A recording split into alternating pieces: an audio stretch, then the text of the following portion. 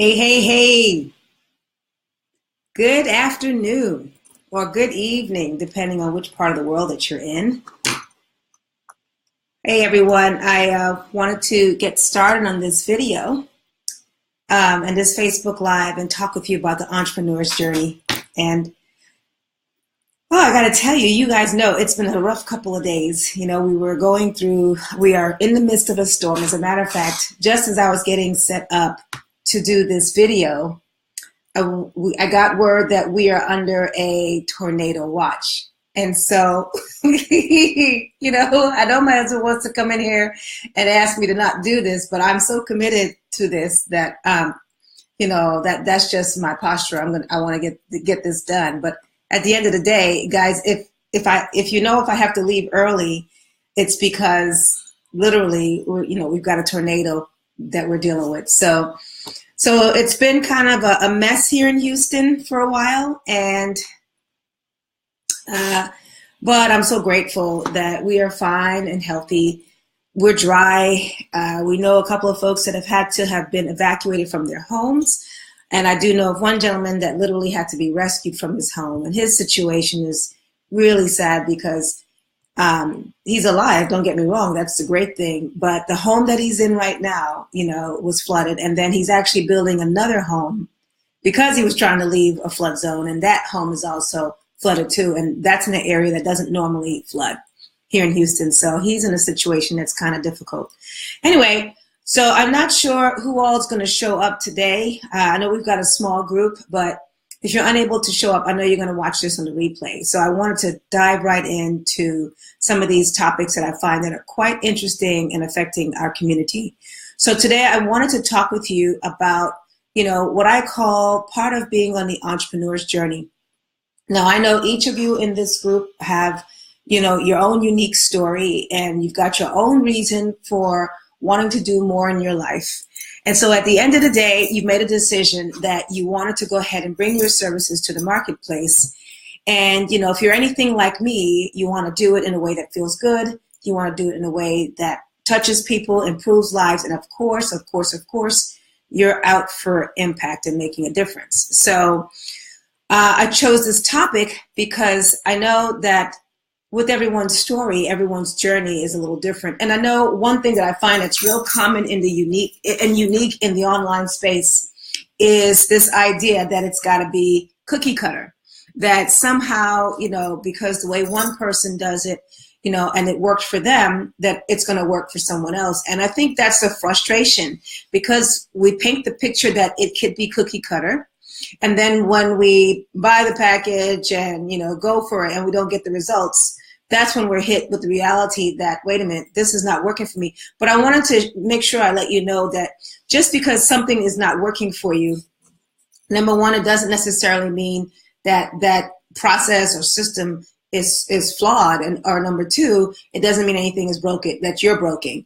So, what I've come to learn with this journey, and I've been on this journey now for 3 years, and so what I've come to learn with providing my services and finding my clients, especially in the online space, is that the more you can show up and be yourself, the easier it would be for you to attract the people you're to work with.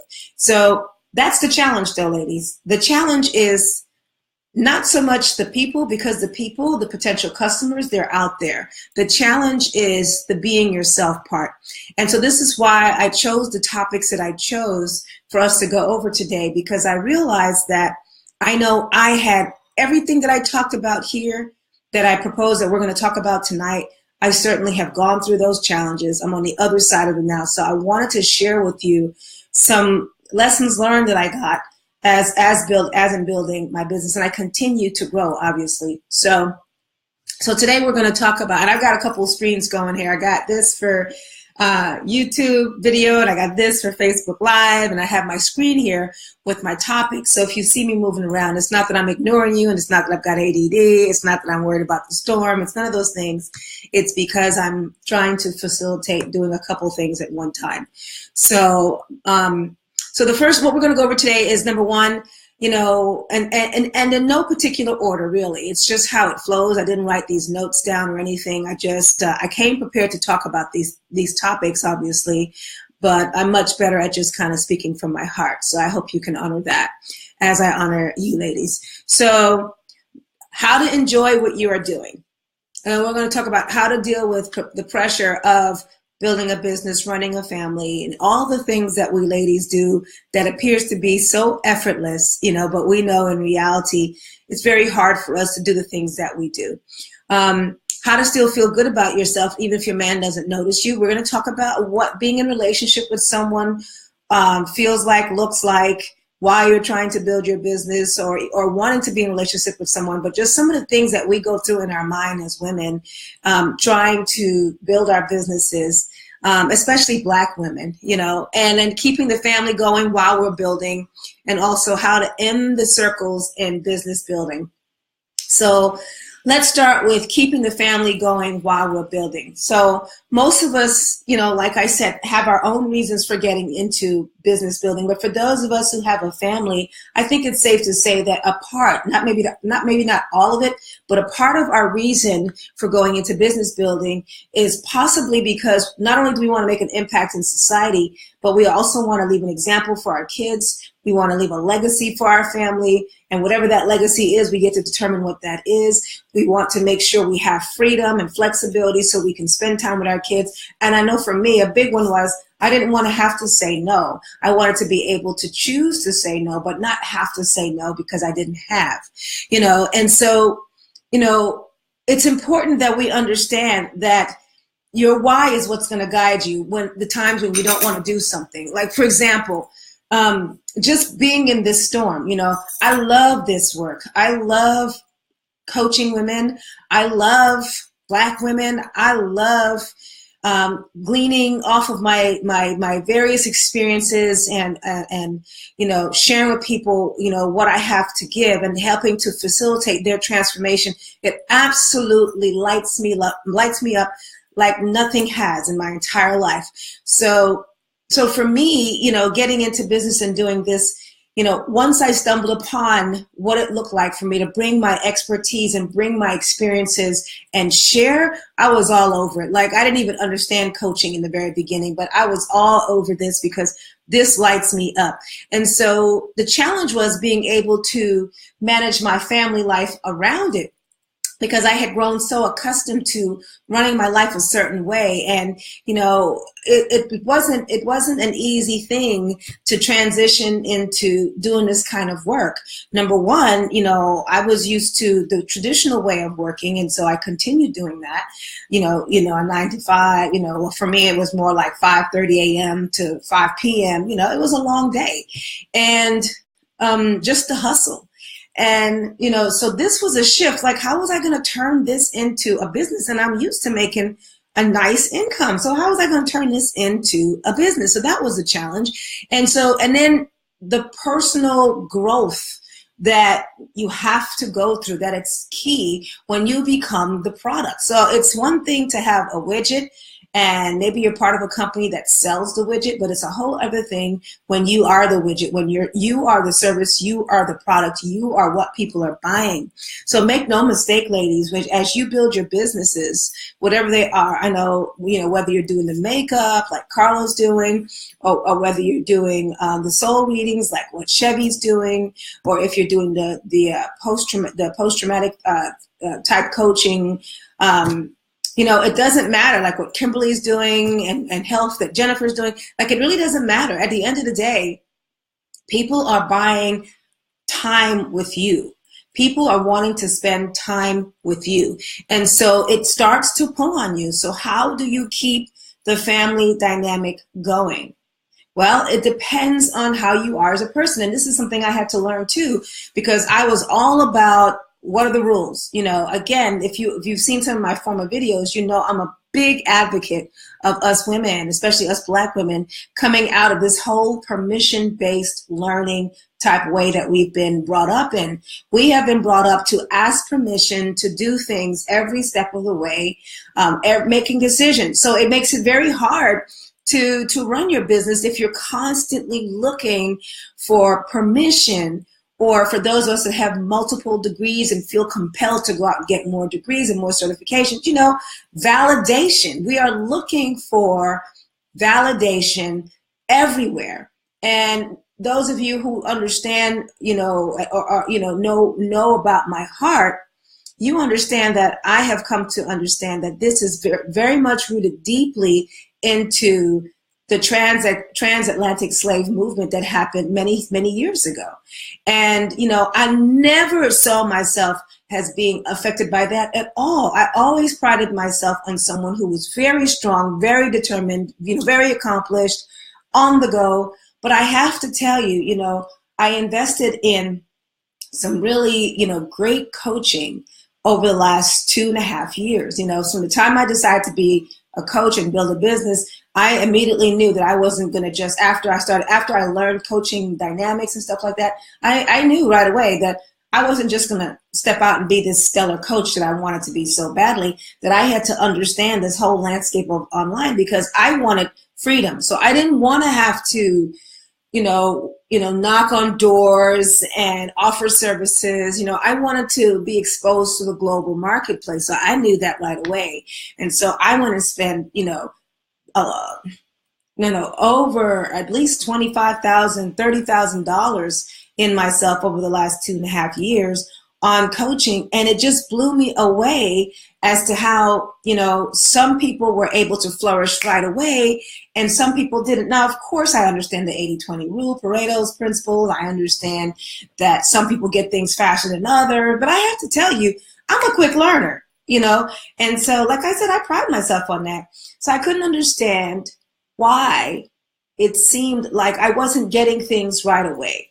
And so it wasn't until I really started to pry deeper and deeper and deeper. I had a lot of layers of stuff that had to be resolved in order for me to be able to move forward. I mean, I had a huge visibility issue, huge. And, I've never been afraid of a camera, but to get on video and then just to share, I would have to write everything down. So like me freestyling right now, you have to understand that is huge, okay? Huge. But it demonstrates that there's a lot of growth that has to take place, ladies, a lot, in order for us to really do this type of work. Again, we are the product, us. So how do you keep the family going while you're going through all this growth? Well, I'm a big advocate of not so much of the structure and the rules, because I am moving towards, not cultivating that.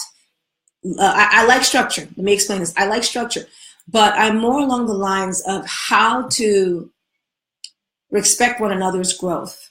And so because my kids are a little bit older now, I'm more along the lines of, okay, y'all, let us, mom's got some things to do. This is what I'd like for you to take care of, get your homework done, make sure you whatever activities you have to do, let's make sure we have some accommodations for you. Like my daughter needs tutoring. So I've asked my son to take her to her tutoring, and my second son, he has basketball practice. So he's got to get all his homework done, and so there's like these expectations, if you will, of what will be accomplished that doesn't require me. And so, just being able to communicate that.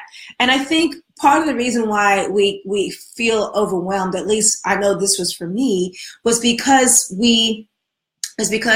I wasn't sure what I wanted to do. Like, I didn't like what I was doing, and that was frustrating, but I was making good money. And so the idea of leaving that wasn't even in my head, but at the same time, moving into this and helping people excited me, but I wasn't able to do this in a way that it could replace my income right away. So I was in this flux, and managing the family was literally major communication and setting boundaries. So that is my suggestion, that in order to keep the family going, you literally have to know yourself in a better way, be tuned into what it is that you want to do, what you're working towards, and be in love it, and then set boundaries around it.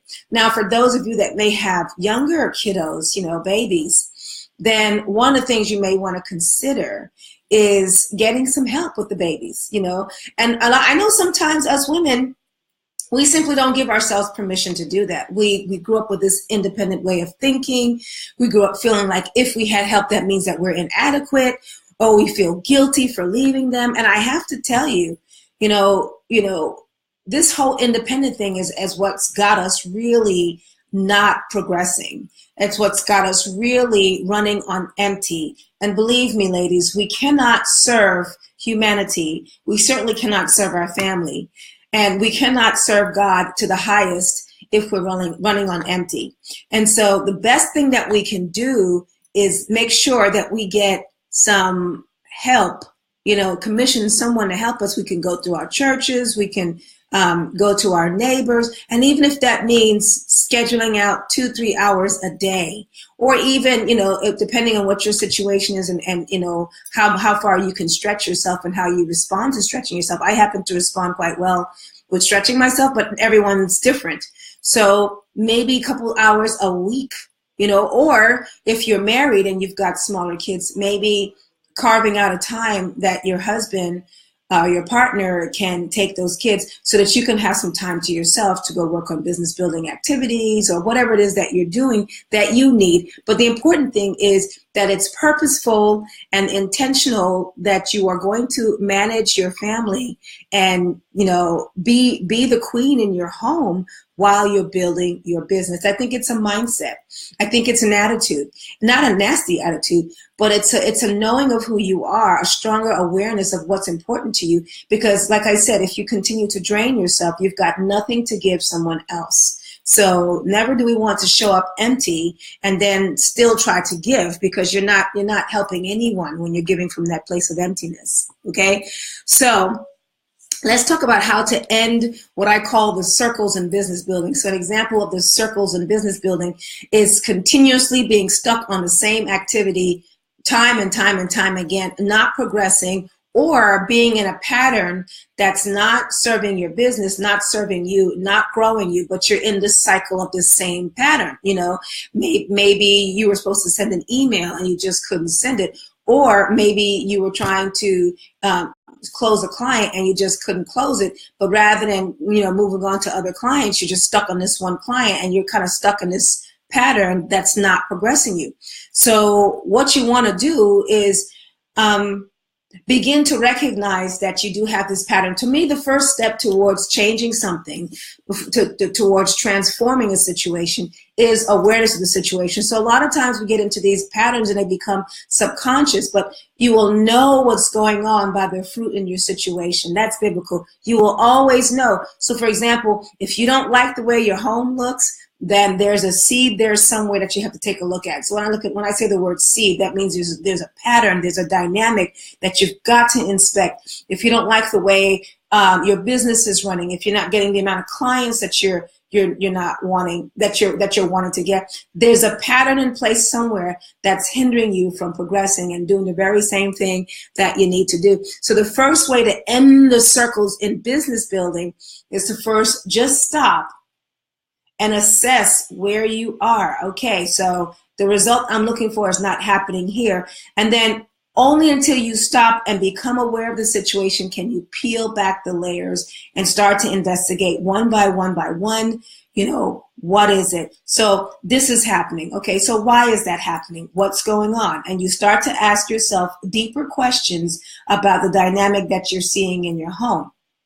So, but that's how you end the circles in the running around and flailing, is first you have to become aware of it, and then you have to begin to dig deep in these things. And of course, with my one-on-one accountability coaching program, I deal with all of that, because sometimes it's easier for someone else to look at your situation because they're not a part of it. So it's easier to see something when you're external to it. So, but that's the steps you'd have to take. Then, so let's talk about how to deal with pressure. Now, I know firsthand the pressure of being a wife, being a mom, being a money earner, wanting to do more in life, building a business. Give me some hearts. I see someone's out there. I'm on my computer now, so I'm not even sure if hearts pop up, but it'd be great if you can try it and let me know. So anyway, So where was I? Okay, so how to deal with the pressure? Yeah, so there's lots of pressure to building a business, showing up big in the world, and also trying to maintain the home life, maintain relationships, be sexy and all these things, check, check, check. But you know what? I have to confess something. I've discovered this, and I hope you really take this to heart, ladies, that the pressure that we feel is simply because we're not doing what we came here to do in the way that we came here to do it. So let me explain. So I came here to help move people into a higher awareness of who they are, and also to help them to show up big in the world through making an impact. I know for a fact that's why I'm here. Okay. And so point number one, know why you're here. The second thing is how you show up. Much earlier, I talked about defining boundaries. Okay. Defining boundaries. So let me explain that, because that's how you show up. So like, for example, I have this thing where I no longer will be taking care of the dishes during the week. My kids are a little older, so we sat them down and we said, okay, there's 3 of you. Monday you do dishes, Tuesday you do dishes, Wednesday you do dishes, Thursday, and so everyone's got 2 days a week that they're doing dishes. Now that's my home, but some people actually enjoy that. Okay. And I don't enjoy it. And so I only do activities at this point in my life that I enjoy doing.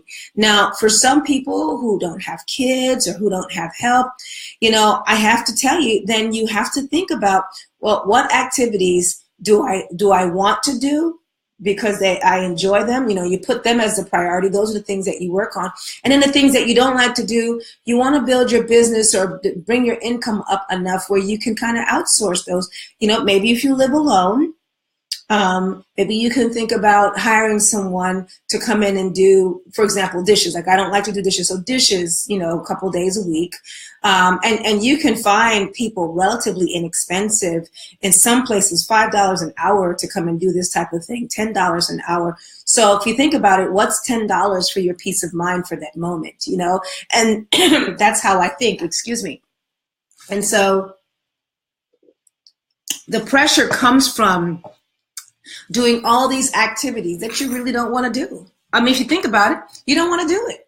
And so you have resistance to doing it. And, so it's knowing why you're here, and what you're here to do. And then also knowing you and knowing what your boundaries are. It's only because I'm intimate with what's exciting to me and I'm tuned into when things don't feel good to me, like I don't like to do it, that I'm not ashamed like I used to be. Like I used to be ashamed of not wanting to do certain things and wanting to have other people do it. I used to secretly dream about having housekeepers, people come clean my home, or I used to secretly dream about having support for my daughter who's got unique needs.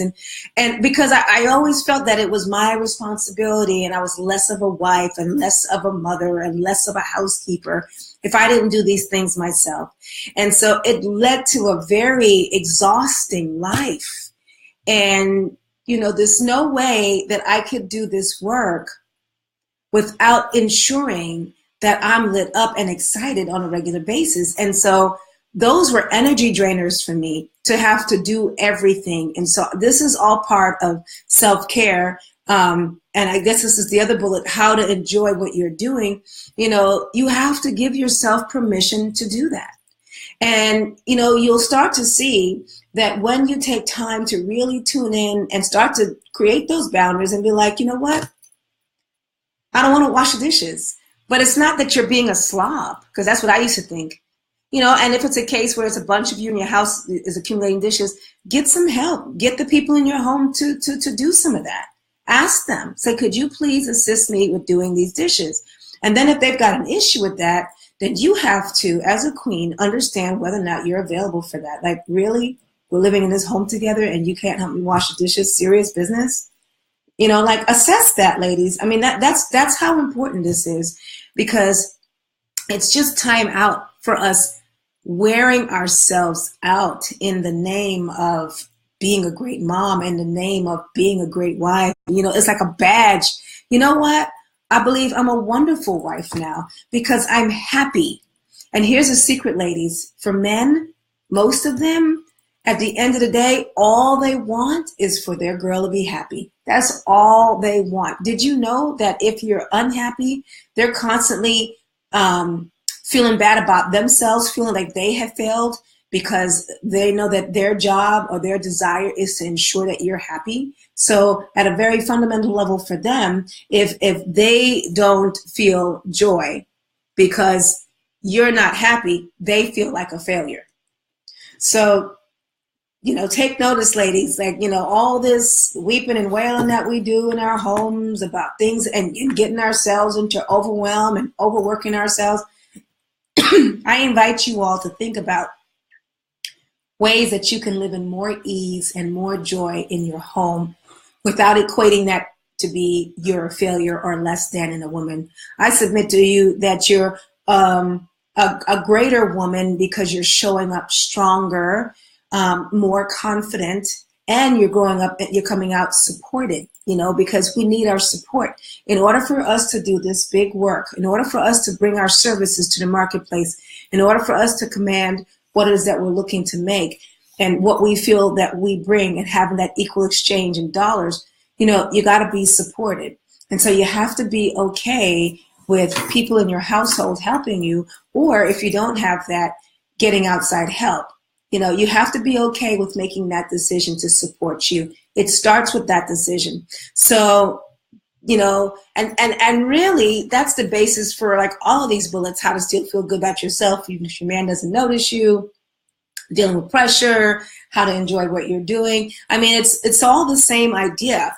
That when you start from what's important to you and the work that you're doing and putting boundaries around that, you start to see how the people in your life start to show up even stronger and start to support that. Because the only reason why, if you're not excited about your dynamics at home, the only reason why it's that way is because it's been allowed. That is the only reason. That is the only reason on an energetic level why it's even happening in your home, because it can.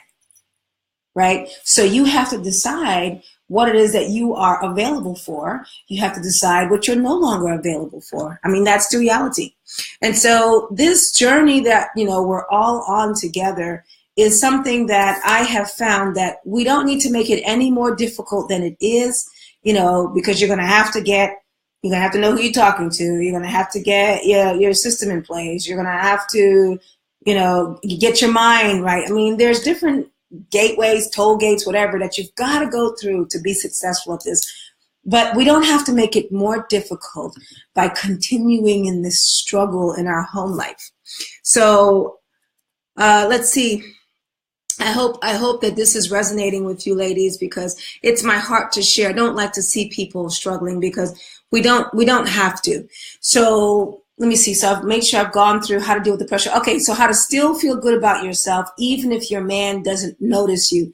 The interesting thing is about this, I spent some time on this. When I was working as a consultant and in management and all of that stuff, I used to get some level of satisfaction at my job because I worked and I enjoy working and I enjoy the management. I'm not a details kind of person. So, but, I went through this stage where my husband and I, we just didn't get along. Like it just didn't work. And I didn't think we were going to make it as a couple. And, the interesting thing is I had to learn to not make his responses to me mean something, like I would define what something meant. If he did a body gesture or something like that, I would automatically meant something negative. And I realized that was not the way to handle those situations. Now, granted, there was tension, okay, and I will certainly go more into how that was resolved because that's a whole other topic in itself. And of course, let me know if you want me to go into that. But we were having a tough time, but I can look back now and really see how, he's animated, like he makes these facial expressions when he communicates, and he's not very verbal person like I am. I'm the talker in the relationship. I don't know if you noticed. And so when he wasn't talking and his body language was doing something, I would interpret that to mean something. And he would swear that's not what he meant. So for a long time, I didn't believe him for various reasons, him not keeping his word, blah, blah, blah, you know, different things that happened throughout the years. But I wouldn't believe what he was telling me because what I was seeing and how I interpreted it and what he was doing was just like, they were not the same. Okay. What I was seeing, what he was doing, and then what he was telling me he was doing, they were not the same. It was confusing. But I look back now in my journal or think back, you know, and I think, why did I always conclude that he meant something like negative towards me? And I had to check that. I had to change that and commit to not feeling that way. So that was a work for me. But, you know, even now I discipline myself, whereas if he's doing something and I don't care for it or it's starting to mean something in my head, now I'm quick to say, you know what, when I see this, this is what I'm thinking is happening. Is this the case? And I give him an opportunity to communicate to me exactly what he's feeling, you know, put it into words, what's going on. And so, but I had to learn, you know, we get to decide what things mean. And so I didn't have to define what he was doing as ill will towards me. And that was all part of my own personal self-confidence issue. Like, why would I just default that my husband's thinking negative of me? So I had to clean that up. So how to still feel good about yourself goes back to what I was saying earlier, the whole idea of self-care, really taking that up a notch and just, you know, looking out for yourself. And, you know, I used to struggle with this coming up from the Christian perspective. I used to think that this was me trying to be arrogant and stroke my ego and all of those things. And I've come to realize that even Jesus, you know, what he used to do is he used to pray, come back to the people, bring God's message, do his ministry, do his work, and then he'd retreat and he'd go back and he'd pray, he'd sleep, he'd relax, he'd do whatever he'd have to do, but he was filling himself up. So he wasn't like away from the vine for this long time. You know, he always went back and got replenished. And so I do the same thing. I'll go pray, but at the same time, I'll go get a massage, or, you know, I belong to a beautiful gym facility. I'll go get in that hot tub. I'll go take a swim. I'll do what I have to do to ensure that I feel decompressed, I feel full. I'll go journal, spend time with God. And so those things are important. And I used to think that self-care was pedicure and manicure, but I've come to realize it's so much more than that. And everything that we do predicates on us being able to be okay with us being in the finest of internal health. And, you know, and the other thing is too, I've learned, if you don't like the way your body looks, if you don't like the way the external looks, you know, you don't like the way your home looks, you know, all of that is indicative of what's going on inside of you, inside your, you know, your inside of your physical health, as well as inside of your emotional and mental health. So really pay attention to this, ladies, because this journey to impact lives and help a lot of people is a beautiful journey, but at the same time, it's one of transformation, because there's no way you're going to start this journey and end this journey the same person. You must transform yourself in order for you to go back and help the others you're called to help.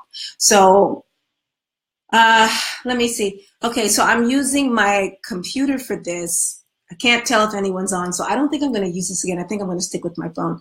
Anyway, I hope you enjoyed this. And I'm going to go ahead and sign off now and go check on my family, because we're still in this tornado watch.